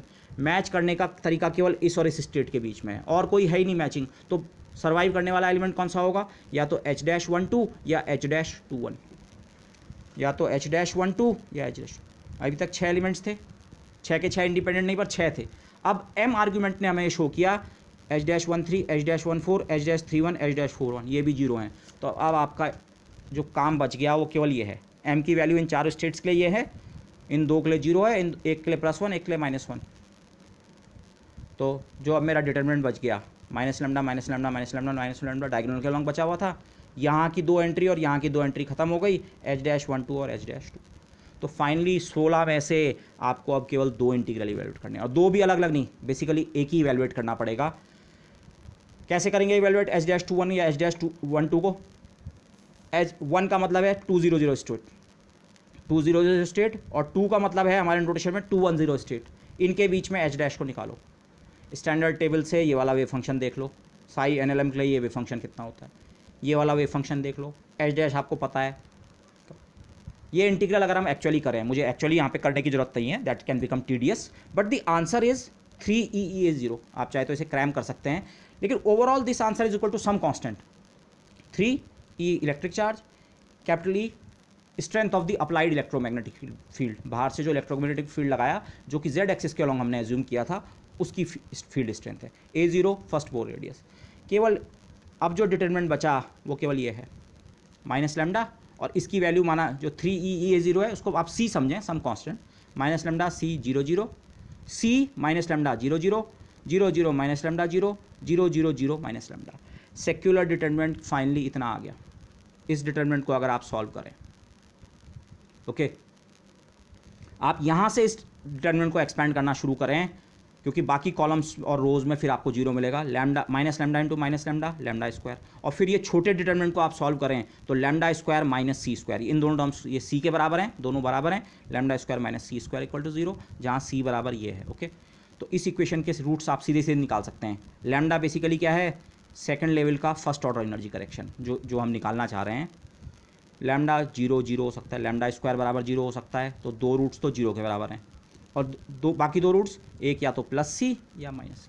लैम्डा की वो 4 वैल्यू, एनर्जी करेक्शन की वो 4 वैल्यूज़ जो सेक्युलर डिटरमिनेंट में दी वो ये हैं, और c की जगह अगर मैं ये सब्स्टिट्यूट कर दूँ तो E21 फर्स्ट ऑर्डर में जो एनर्जी के करेक्शंस हैं वो ये 4 आंसर आपके सामने लिखे हुए हैं। 2 करेक्शंस 0 के बराबर हैं। मैं पीछे ये पिक्चर पेंट करने की कोशिश कर रहा था कि हाँ पॉसिबली 4 नए एनर्जी लेवल्स मिल जाएंगे, पर पता ही लगा इनमें से 2 लेवल्स जो हैं उनकी एनर्जी में तो कोई शिफ्ट ही नहीं हुआ। ये एनर्जी का शिफ्ट है, एनर्जी करेक्शन, 2 लेवल्स का एनर्जी करेक्शन, 2 स्टेट्स का एनर्जी करेक्शन 0 है, तो मतलब वो उसी एनर्जी पे सिचुएटेड हैं जहाँ वो पर्टर्बेशन अप्लाई करने से पहले थी। ओके, और एक स्टेट की एनर्जी का करेक्शन पॉजिटिव है और दूसरी स्टेट की एनर्जी का करेक्शन उतना ही नेगेटिव है। तो बेसिकली जो फिगर बन रहा है वो इस प्रकार का बन रहा है। अब इस फिगर में सारी चीज़ें एक साथ है। ये ग्राउंड स्टेट की एनर्जी पे कोई फ़र्क नहीं पड़ता है फर्स्ट ऑर्डर करेक्शन में। First excited state E20, perturbation apply करने के बाद 2 लेवल्स जिनकी एनर्जी का करेक्शन 0 और 0 है वो यहीं रहते हैं, लेकिन एक एनर्जी लेवल +3EE0 +c के बराबर ऊपर शिफ्ट होता है और एक -c के बराबर नीचे शिफ्ट होता है। तो अब आपके 4 लेवल्स थे, डिजनरेट थे, एक ही पोजीशन पे 4 एनर्जी लेवल थे। अब क्या हुआ, एनर्जी लेवल तो 3 बन गए, पर अभी भी कुछ हद तक डिजनरेसी बाकी है, क्योंकि इस एनर्जी लेवल पे अभी भी आपकी 2 स्टेट्स हैं। 2 स्टेट्स का करेक्शन बराबर था, इनफैक्ट 0 था, तो वो दोनों स्टेट्स अभी भी सेम पोजीशन पे हैं, एनर्जी के टर्म्स में सेम पोजीशन पे हैं। तो इसे हम कहते हैं partial removal of degeneracy. Degeneracy हटी है, 4 फोल्ड डिजनरेसी के बजाय अब आपके पास इस लेवल पे 2 फोल्ड डिजनरेसी रह गई है। बाकी ये लेवल नॉन डिजनरेट है, एक एनर्जी जो कि ओरिजिनल एनर्जी प्लस सी के बराबर है, केवल एक स्टेट। ये एनर्जी ओरिजिनल एनर्जी माइनस सी, केवल एक स्टेट। लेकिन ये वाली जो स्टेट है ओरिजिनल एनर्जी प्लस 0, ऐसे आपके पास 2 स्टेट्स हैं। तो इसे हम कहेंगे partial removal of degeneracy. Okay, in 4 energy को शायद मैं कुछ इस तरह का नाम देता पुरानी अपनी टर्मिनोलॉजी में, E2 सेकेंड लेवल की एनर्जी, लेकिन उसके 4 आंसर हैं। आंसर नंबर ए, E2 का आंसर नंबर बी, E2 का आंसर नंबर सी और E2 का आंसर नंबर डी। ये हमारे 4 फाइनल आंसर्स हैं एनर्जी के, जो ओरिजिनल एनर्जी में प्लस सी माइनस सी और 0 ऐड करके मिलते हैं दिस। ओके, और यहाँ से इस इफेक्ट को हम लीनियर स्टार इफेक्ट क्यों कह रहे हैं? आप देख सकते हैं जो करेक्शन इन एनर्जी है वो E के प्रोपोर्शनल है, इलेक्ट्रिक फील्ड की स्ट्रेंथ के। ई स्क्वायर, अगर ये ई स्क्वायर के प्रोपोर्शनल होता तो उसे हम कहते हैं क्वाड्रेटिक स्टार इफेक्ट। इनफैक्ट अगर हम सेकंड ऑर्डर तक जाएं तो पॉसिबली मुझे क्वाड्रेटिक स्टार इफेक्ट देखने को मिलेगा। लेकिन अगर इलेक्ट्रिक फील्ड बहुत ज़्यादा स्ट्रांग नहीं है तो सेकंड ऑर्डर टर्म्स को मैं नेगलेक्ट कर सकता हूं। तो उस केस में जो एनर्जी करेक्शन अगर हो रहा है किसी स्टेट का, तो वो किसके प्रोपोर्शनल है? केवल ई के। इसीलिए ये स्टार इफेक्ट जो है वो क्या है? Linear star effect. तो इसका स्पेक्ट्रा पे क्या फ़र्क पड़ेगा? पहले आपके पास अगर हम केवल इन 2 लेवल्स की बात करें, इन एक एनर्जी लेवल ही है, एक एनर्जी लेवल ही है, इनके बीच केवल एक ट्रांजिशन हो सकता था। तो आपको स्पेक्ट्रम में केवल एक फ्रीक्वेंसी इस ट्रांजिशन के करस्पॉन्डिंग, इन 2 लेवल्स के करस्पॉन्डिंग केवल एक फ्रीक्वेंसी या एक वेवलेंथ मिलती। लेकिन अब अपर लेवल जो है फर्स्ट एक्साइटेड स्टेट, ये 3 अलग लेवल्स में ब्रेक हो गया, जबकि लोअर लेवल वहीं का वहीं है। तो अब एक ट्रांजिशन यहाँ से यहाँ हो सकता है, एक ट्रांजिशन यहाँ से यहाँ, और एक ट्रांजिशन यहाँ से यहाँ। पुराने ट्रांजिशन का जो डिफरेंस था माना delta E, this minus this, इसमें जो ये सेंट्रल ट्रांजिशन है, सेंट्रल से मेरा मतलब ये लेवल इसी के सामने है, इसकी एनर्जी शिफ्ट नहीं हुई, और ये बीच के जो 2 लेवल्स हैं, 2 लेवल नहीं, लेवल तो एक ही बोलना चाहिए, 2 स्टेट्स, इन दोनों की एनर्जी भी ओरिजिनल के बराबर है। तो अगर यहाँ से यहाँ का एक ट्रांजिशन होता है तो वो तो डेल्टा ई एनर्जी का ही होगा। डेल्टा ई एनर्जी मतलब जो फोटोन यहाँ दिखा जिस फ्रीक्वेंसी वेवलेंथ का, वो यहाँ भी दिखेगा। लेकिन ये वाला जो ट्रांजिशन है, एंडिंग लेवल तो वही है, जो यहाँ था वही यहाँ है, लेकिन स्टार्टिंग लेवल सी यूनिट्स नीचे है। स्टार्टिंग लेवल नीचे है मतलब एनर्जी का गैप क्या है? कम। एनर्जी गैप कम है तो फ्रीक्वेंसी ऑफ फोटोन क्या होगी? कम। और ये वाला गैप सी यूनिट्स ज़्यादा है, original gap delta E plus C के बराबर, मतलब फोटोन की फ्रीक्वेंसी क्या होगी? ज़्यादा। जहाँ आपको पहले एक ही स्पेक्ट्रल लाइन मिल रही थी किसी पर्टिकुलर फ्रीक्वेंसी पे, अब आपको 3 स्पेक्ट्रल लाइन मिलेंगी, एक ओरिजिनल फ्रीक्वेंसी पे, एक ओरिजिनल से थोड़ा कम फ्रीक्वेंसी पे, एक ओरिजिनल से थोड़ा ज़्यादा फ्रीक्वेंसी पे। बट यहाँ पे थोड़ा आप लोग खुद से ज़रा इसे देखिएगा, क्या सिलेक्शन रूल्स इन तीनों ट्रांजिशंस को परमिट करते हैं? अगर तीनों परमिटेड नहीं है, सिलेक्शन रूल्स अगर उन्हें ऑब्जेक्ट करते हैं, उन्हें प्रोहिबिट करते हैं, तो हो सकता है 3 के बजाय आपको केवल 2 लाइन मिल रही हो, या हो सकता है एक ही लाइन मिल रही हो। So be careful about that, look at the selection rules. But without going into selection rules, अगर मैं नाइवली बात करूँ, स्टार इफेक्ट समझ आ रहा है। पहले एक स्पेक्ट्रल लाइन थी, इलेक्ट्रिक फील्ड लगाने के बाद ये सिचुएशन हो गई, ये लेवल यहाँ का यहीं रहा, ये लेवल ब्रेक हो गया, डिजनरेसी है पर फिर भी ब्रेकिंग हुई है। तो ब्रेकिंग हुई तो मतलब अब नंबर ऑफ ट्रांजिशंस क्या हो गए हैं? बढ़ गए हैं। तो एनर्जी चेंजेस की जो वैल्यू है वो बढ़ गई है। तो हमारे पास मल्टीपल लाइंस हमें स्पेक्ट्रम में देखने को मिलेगी। अगर मैं और हायर स्टेट पे जाता, जैसे इससे अगला लेवल जो होता है E30, वो होता है 9 fold degenerate. First level 1 square degenerate होता है, सेकंड लेवल 2 स्क्वायर डिजनरेट होता है, third level 3 square. In general nth level n square degenerate होता है हाइड्रोजन एटम में। nth लेवल के देखते उसकी भी कुछ स्प्लिटिंग होती, हमें देखना पड़ता कौन कौन से सर्वाइव कर रहे हैं, पर वो वाले भी कई पार्ट्स में स्प्लिट होता। फिर जो ट्रांजिशंस हैं, अगर यहाँ से यहाँ पहले केवल एक ट्रांजिशन हो रहा था, अब वो नंबर ऑफ ट्रांजिशंस क्या हो जाते? बढ़ जाते। तो जो आपकी स्पेक्ट्रल लाइन है वो मल्टीपल कंपोनेंट्स में ब्रेक होगी। तो जो स्टार्क इफेक्ट, जो लैब में जो हमें इफेक्ट देखने को मिला कि हाँ इलेक्ट्रिक फील्ड लाने पे स्पेक्ट्रल लाइंस एक के बजाय 2 या 3 या मल्टीपल कंपोनेंट्स बन जाते हैं, वो पर्टर्बेशन थ्योरी से डिजनरेट या नॉन डिजनरेट, डिपेंडिंग कौन से लेवल की आप बात कर रहे हैं, आप वहाँ से उसे समझ सकते हैं। ओके, बट अभी एक बहुत इंपॉर्टेंट क्वेश्चन बचा है वैसे, स्टार्टिंग स्टेट का क्या हाल? देखो एनर्जी करेक्शन हमने निकाल दिया इस स्टेट के लिए भी, लेकिन अगर मैं हायर ऑर्डर कैलकुलेशन करना चाहूँगा या इन स्टेट्स के कैट निकालना चाहूँगा, तो उन कैट्स को पता करने के लिए मुझे प्रॉपर स्टार्टिंग स्टेट पता होनी ज़रूरी है। या अगर मैं सेकंड ऑर्डर का एनर्जी करेक्शन निकालना चाहूँगा तो स्टार्टिंग स्टेट पता होनी ज़रूरी है। फर्स्ट ऑर्डर के एनर्जी कलेक्शन के लिए मुझे केवल सेक्युलर डिटरमिनेंट बनाना था, वहाँ मुझे स्टार्टिंग स्टेट की एक्चुअल फॉर्म की ज़रूरत नहीं पड़ी। लेकिन अगर मुझे हायर ऑर्डर कैलकुलेशंस करनी है तो मुझे स्टार्टिंग स्टेट पता होनी चाहिए। स्टार्टिंग स्टेट ये नहीं है, ये स्टार्टिंग स्टेट इनका कोई लीनियर कॉम्बिनेशन होगा मोस्ट जनरली इस टाइप का। अब उसे कैसे निकालेंगे? जनरल थ्योरी से आप ध्यान कीजिए, अगर मेरी स्टार्टिंग स्टेट इस फॉर्म की है तो वो सेक्युलर डिटरमिनेंट एक्चुअली यहाँ से बना था। सेक्युलर डिटरमिनेंट का मैंने लास्ट वाला फॉर्म रखा है, हम कई मैट्रिक्स एलिमेंट को जीरो घोषित कर चुके हैं, तो हमारा सेक्युलर डिटरमिनेंट था डायगोनल के अलॉन्ग माइनस लैम्डा और केवल दो एलिमेंट्स H'12 और H'21 जो कि दोनों के दोनों C के बराबर थे और C है 3A0, ये मेरा वो था। तो ये एक्चुअली एक मैट्रिक्स थी H' माइनस लैम्डा वाली मैट्रिक्स, और ये मल्टीप्लाइड थी इन कोफिशिएंट से A1 A2 A3 A4। जहाँ पे हमने डिजनरेट की थ्योरी डील की थी वहाँ पे मेरे पास केवल दो कंपोनेंट्स की मिक्सिंग थी, तो केवल 2/2 की मैट्रिक्स थी और उसके साथ अल्फा और बीटा थे कोफिशिएंट्स के नाम, लेकिन यहाँ पे 4 हैं। तो बेसिकली वो जो रिजल्ट आया है, हमारा जो सेक्युलर डिटरमिनेंट आया है, वो एक्चुअली यहाँ से आया है। इन इक्वेशंस को अगर आप लैम्डा की अलग अलग वैल्यू के लिए सॉल्व कर सकें तो आपको A1 A2 A3 A4 के आंसर मिल जाएंगे। A1 A2 A3 A4 से ही तो स्टार्टिंग स्टेट बनती है। लैम्डा के अलग अलग आंसर से मतलब क्या है? लैम्डा के मेरे पास 4 आंसर मिले हैं, ये दो आंसर बराबर हैं पर फिर भी 4 आंसर हैं। तो अब एक एक करके जरा करें। पहले आप लैम्डा की वैल्यू λ1 या λ2 जो कि दोनों जीरो के बराबर हैं, एक उन दोनों को हम एक साथ कर लेते हैं। अगर आप इस मैट्रिक्स इक्वेशन में लैम्डा की जगह 0 रखें तो ये डायगोनल में सब 0 आ गया, केवल दो जगह C, A1 A2 A3 4 = 0। आप इस मैट्रिक्स को इस मैट्रिक्स से मल्टीप्लाई करें, आपको पहली एंट्री मिलेगी पहली एंट्री CA2, सामने 0 है, राइट हैंड साइड में 0 है, मतलब एक कॉलम मैट्रिक्स है जिसकी हर एक एंट्री 0 है, तो CA2 भी 0 होना चाहिए। अगला मल्टीप्लाई करें CA1, वो भी 0, और नीचे की दो एंट्री तो 0 0 बराबर 0 तो होता ही है। तो बेसिकली लैम्डा की जगह आपने पहली आइगन वैल्यू या दूसरी आइगन वैल्यू रखी जो कि दोनों 0 के बराबर हैं, तो आपको ये दो इक्वेशंस मिलेंगी, C टाइम्स A2 भी 0 होना चाहिए और C टाइम्स A1 भी क्या होना चाहिए? 0। इसका मतलब C तो 0 नहीं है, इसका मतलब A1 और A2 कितने हैं? 0। ये 4 स्टार्टिंग स्टेट पता करने के लिए 4 पता करने हैं।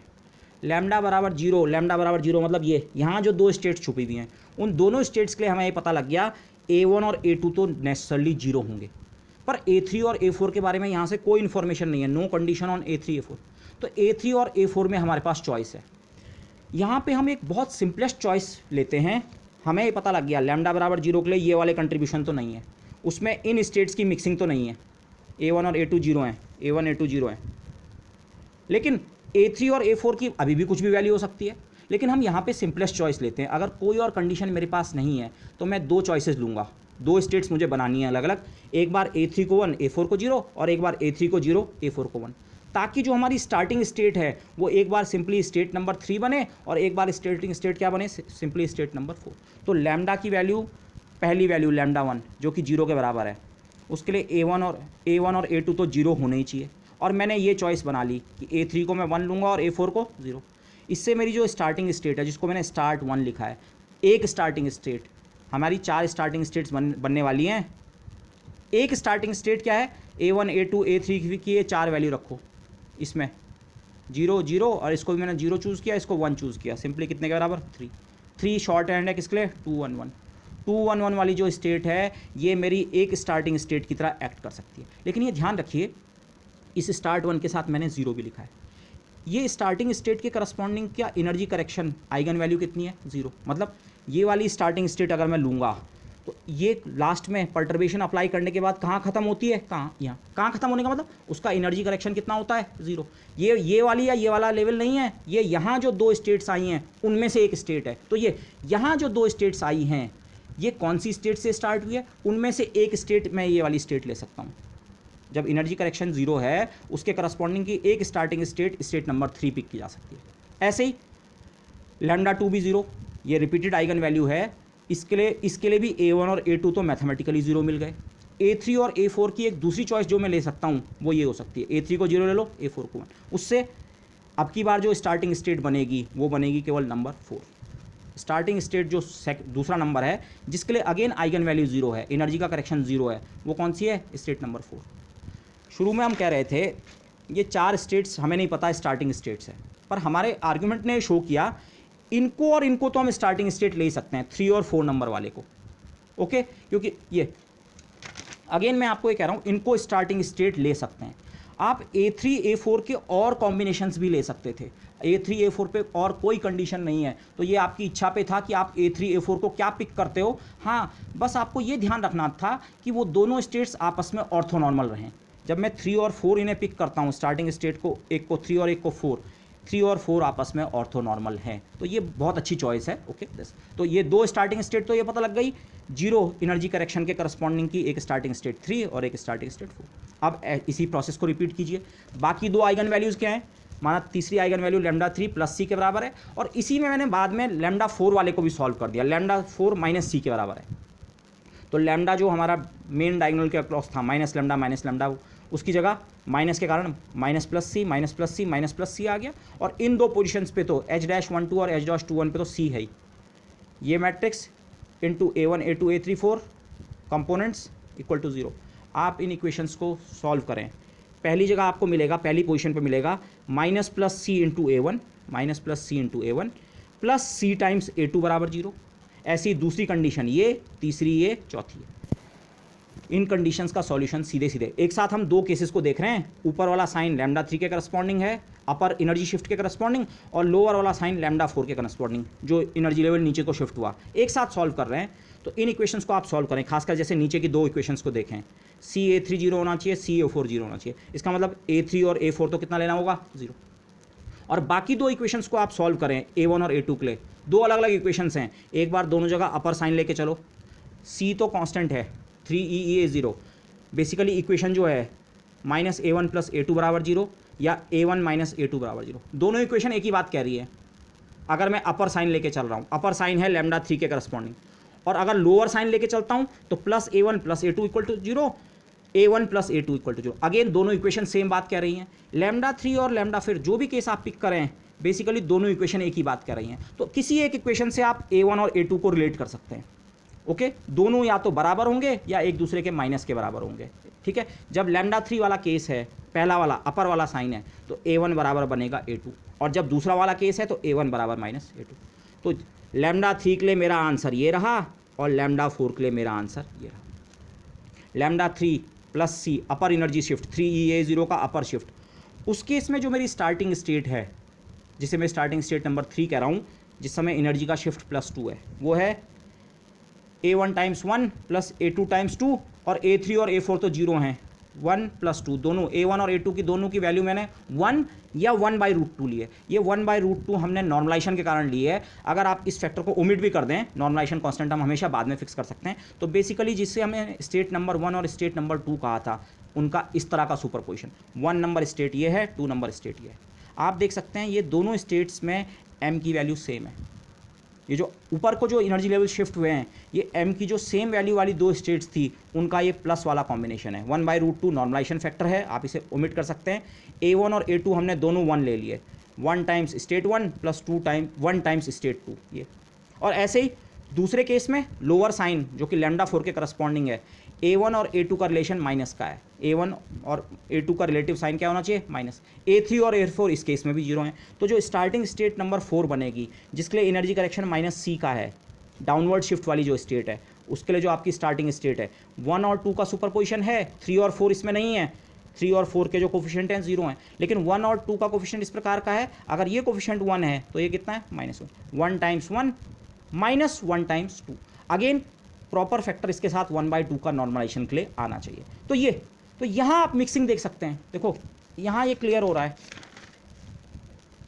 क्वांटम मैकेनिक्स के रिजल्ट ने, हाइड्रोजन एटम ने सॉल्व करके तो आपको ये 4 वेव फंक्शंस दिए, पर स्टार्टिंग स्टेट ये 4 नहीं है। हाँ, इंसिडेंटली ऐसा हुआ, ये दो स्टार्टिंग स्टेट की तरह फिर भी काम कर सकते हैं, पर 1 और 2 हमारी स्टार्टिंग स्टेट्स नहीं है। स्टार्टिंग स्टेट कैसी है? या तो 1 + 2 या 1 - 2, अपार्ट फ्रॉम नॉर्मलाइजेशन कांस्टेंट। जो हमारी स्टार्टिंग स्टेट्स बन रही हैं, जिनसे हम +c और -c वाली स्टेट्स पे पहुंच रहे हैं, 1 + 2 या 1 - 2। तो स्टार्टिंग स्टेट्स के एक्सप्रेशन आपके ये रहे। अगर आप यहाँ इस स्टेट के करस्पॉन्डिंग बाकी कैलकुलेशंस करना चाहते हैं, सेकंड ऑर्डर का करेक्शन या इसका कैट निकालना चाहते हैं, तो इसके लिए जो स्टार्टिंग स्टेट आप लेंगे अपर शिफ्ट वाले के लिए, जो हमारी स्टार्टिंग स्टेट है वो ये रही। ये लोअर शिफ्ट वाले के लिए, इस वाले के लिए बाकी कैलकुलेशंस करना चाहते हैं, कैट निकालना चाहते हो, सेकंड ऑर्डर का करेक्शन निकालना चाहते हो, तो स्टार्टिंग स्टेट आपको ये लेके चलनी पड़ेगी, ये वाली।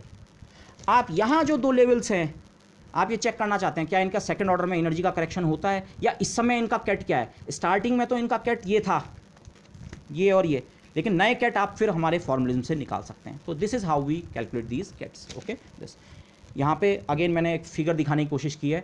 इस समय हमारे इस लेवल पे ये जो सब स्पेस है, जो हमारा डीजनरेट सब स्पेस है, ये 4 डायमेंशनल है। 4 कैट्स ऐसे हैं जो आपस में ऑर्थोगोनल हैं, जिनको हमने 1 2 3 4 टाइप का लिखा है। 3 और 4 को मैंने दोनों को मिला के इस डायरेक्शन में रिप्रेजेंट कर दिया, क्योंकि मैं ज़्यादा से ज़्यादा 3 डायरेक्शंस को रिप्रेजेंट करने की कोशिश कर सकता हूँ। तो 3 और 4 को मैंने एक ही डायरेक्शन में सप्रेस कर दिया। लेकिन ये ध्यान रखें, 3 और 4 एक ही डायरेक्शन में दिखाने का मतलब ये नहीं है कि वो दोनों पैरेलल हैं। एक्चुअली वो दोनों भी आपस में ऑर्थोगोनल है, पर हमारी जो लिमिटेशंस हैं उसके कारण मैंने 3 और 4 को यहाँ दिखा दिया। ओके, 3 और 4 क्या थी बेसिकली, जिनको मैंने स्टार्टिंग 1 और स्टार्टिंग 2 स्टेट्स कहा है। ओके, और बाकी 2 स्टेट्स 1 और 2 हमारी स्टार्टिंग स्टेट्स नहीं है। 1 और 2 का एक प्लस वाला कॉम्बिनेशन, अगर आप 1 ये है और 2 ये है, इनका प्लस वाला कॉम्बिनेशन ये बनता है। 1/√2 का फैक्टर नॉर्मलाइज करने के लिए है। इस वेक्टर की लेंथ को बहुत लंबा या बहुत छोटा नहीं रखना है, इस वेक्टर की लेंथ को भी यूनिटी रखना है, तो ये नॉर्मलाइजेशन फैक्टर है। अदरवाइज 1 + 2 ये वेक्टर बनता है, और 1 - 2 वो ये वाला वेक्टर बनता है। 1 प्लस और 2 नेगेटिव साइड में है। दिस आप देख सकते हैं, ये जो 2 रेड लाइन्स हैं ये मेरी स्टार्टिंग स्टेट्स हैं। शुरू में तो हाइड्रोजन एटम सॉल्व करके तो जो मुझे स्टेट्स मिली थी, degenerate states, state number 1, state number 2, state number 3, state number 4, 4 orthogonal states. लेकिन degenerate perturbation theory Stark effect वाले केस में हमें पता लगा स्टार्टिंग स्टेट्स जो हमें एक्चुअली लेनी चाहिए, 3 और 4 तो स्टार्टिंग स्टेट्स की तरह काम कर सकते हैं। वेरी गुड, आपस में ऑर्थोगोनल है, इनके साथ भी ऑर्थोगोनल है। लेकिन 1 और 2 एक्चुअली स्टार्टिंग स्टेट्स नहीं है। स्टार्टिंग स्टेट या तो 1 + 2 है ये, या 1 - 2। और आप देख सकते हैं 1 + 2 और 1 - 2 भी आपस में क्या हैं, ऑर्थोगोनल है। ओके, तो अब आप इन ब्लैक लाइंस को भूल जाइए, 2 रेड लाइंस, और इस ब्लू लाइन के अंदर खुद 2 लाइंस छुपी हुई हैं जो आपस में भी ऑर्थोगोनल है, और इन दोनों के साथ तो ऑर्थोगोनल है। तो आपका जो कंप्लीट ऑर्थोगोनल सेट है वो ये है, द सेट स्टार्टिंग आई का मतलब 1 2 3 4, स्टार्ट 1 2 3 4 का जो 4 स्टेट्स का सेट है, ये हमारा एक कंप्लीट ऑर्थोनॉर्मल सेट है। तो ये इनके टर्म्स में अगर मैं परटर्बेशन के बाद सिस्टम का इवोल्यूशन डिफाइन करूंगा, अब मुझे इस तरह से सोचना होगा, अच्छा E20 एनर्जी लेवल था, लेकिन यहाँ जो स्टार्टिंग स्टेट्स थी, start 1, start 2, start 3, start 4, not 1 2 3 4, start 1 2 3 4, उनके एक्सप्रेशन मैंने निकाल रखे हैं। ये इनको अगर मैं स्टार्टिंग स्टेट लेके अगर नॉर्मल वाले परटर्बेशन थ्योरी के रिजल्ट भी अप्लाई करूंगा, नॉर्मल वाले मतलब नॉन डिजनरेट के, तो मैं first order, second order, third order, जहाँ तक एनर्जी और जहाँ तक कैट करेक्शन निकालना चाहूँ मैं निकाल सकता हूँ। Okay, so this with this I would like to end this lecture. लेकिन मैं एक सवाल यहाँ पे पोज करना चाहूँगा, I would like to you to look for this answer. आप मुझे बाद में पूछ सकते हैं, बट ये डिजनरेसी हटी, रिमूवल ऑफ डिजनरेसी हुआ, 4 स्टेट्स सेम एनर्जी, अब क्या हुआ, 1 2 3 तो अलग हो गए, पर इस एनर्जी लेवल पे अभी भी 2 स्टेट्स छुपी हुई है। डिजनरेसी रिमूव हुई, पर अभी भी कुछ डिजनरेसी बाकी है, पार्शियल रिमूवल ऑफ डिजनरेसी। ये डिजनरेसी का रिमूवल केवल पार्शियल क्यों हुआ, इस पर्टिकुलर केस में ये पार्शियल ही क्यों रिमूव हुई डिजनरेसी, पूरी तरह से एलिमिनेट क्यों नहीं हुई degeneracy, this I leave as a thought question to you. Okay, आपको मैथमेटिक्स करने की जरूरत नहीं है, आप सिमेट्री आर्ग्यूमेंट बेसिकली आपको हेल्प करेगा यहाँ पे। But with this I would like to end this lecture for now. Thank you everybody.